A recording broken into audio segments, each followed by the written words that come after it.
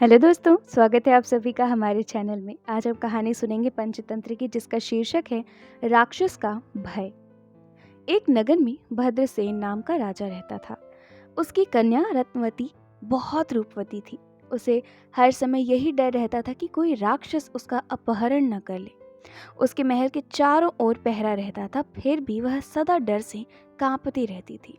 रात के समय उसका डर और भी बढ़ जाता था।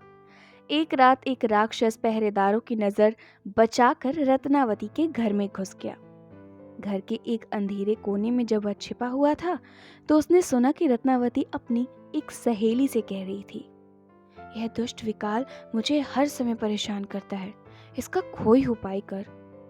राजकुमारी के मुख से यह सुनकर राक्षस ने सोचा कि अवश्य ही विकाल नाम का कोई दूसरा राक्षस होगा, जिससे राजकुमारी इतनी डरती है।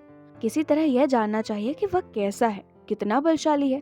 यह सोचकर वह घोड़े का रूप धारण करके अश्वशाला में जा छिपा। उसी रात कुछ देर बाद एक चोर उस राज महल में आया।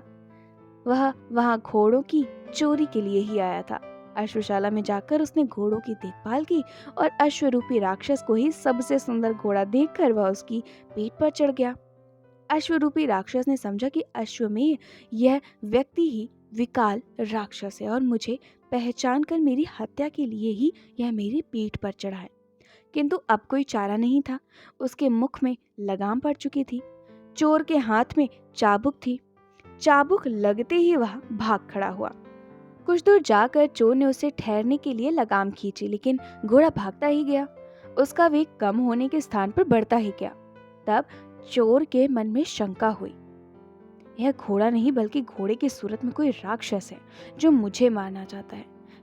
किसी ऊबड़ खाबड़ जगह पर ले जाकर यह मुझे पटक देगा, मेरी हड्डी पसली टूट जाएगी। यह सोच ही रहा था कि सामने वटवृक्ष की एक शाखा आई।